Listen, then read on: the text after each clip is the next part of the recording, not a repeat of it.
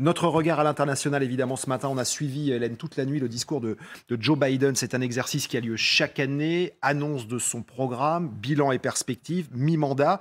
Il a voulu faire passer quelques messages, hein. Oui, et notamment sur la politique internationale. Alors, il y a consacré 5 minutes seulement sur un discours d'un peu plus d'une heure, mais il était très attendu sur cette question et quand il en parle, il s'adresse avant tout aux Américains. Pourquoi ? Parce qu'il y a quelques jours, un sondage qui est apparu a montré qu'une courte majorité d'Américains, 51%, soutient l'aide à l'Ukraine. Ça a donc baissé et pour réaffirmer sa ligne, pour rassurer, Joe Biden a fait applaudir l'ambassadrice d'Ukraine devant le Congrès et surtout, il a réaffirmé que les États-Unis soutiendront l'Ukraine autant qu'il le faudra.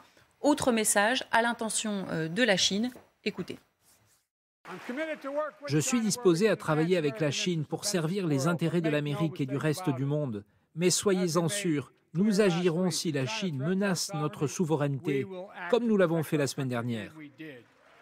Alors c'est un avertissement qui est aussi à l'attention des républicains qui ont accusé Joe Biden de manquer de fermeté vis-à-vis de la Chine et de ne pas avoir réagi suffisamment rapidement lorsque le fameux ballon espion a traversé le territoire. Alors les sujets internationaux, donc, mais Joe Biden n'a pas non plus esquivé les sujets de politique intérieure, hein. Oui, et des sujets sensibles. Pourquoi ? Parce qu'il sait qu'il s'adresse à plusieurs millions d'Américains et aussi à son électorat démocrate. Alors on l'a vu d'un côté assez souriant, optimiste quand il aborde son bilan économique et plus grave, voire ému lorsqu'il aborde des questions sensibles comme les violences policières. Il a parlé d'un drame, celui de la mort de Tyers Nichols.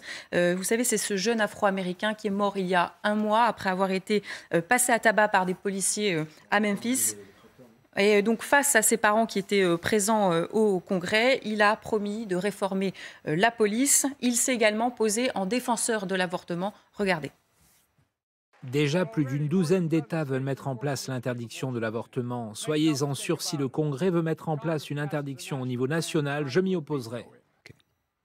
Alors malgré tout, ça ne sera pas facile pour Joe Biden, cette deuxième partie de mandat, parce que la Chambre des représentants est aux mains des Républicains. Ils ne vont pas lui faciliter la tâche. Et puis il y a ce sondage également qui est sorti samedi dernier, qui montre que 55% des Américains restent insatisfaits de son action. Et dans son camp, effectivement, il y en a aussi qui aimeraient voir un autre visage incarner le camp démocrate aux prochaines élections. Pour cette étape obligatoire et ce passage obligé donc de Joe Biden devant le Congrès. Merci Hélène d'avoir veillé tard pour nous raconter ce qui s'est passé de l'autre côté de l'Atlantique. Direction l'Ukraine dans quelques minutes dans cette matinale pour retrouver évidemment comme chaque jour nos envoyés spéciaux au contact de la population qui se prépare à l'éventualité d'une grande offensive russe la semaine prochaine peut-être, bien sûr. Tout de suite.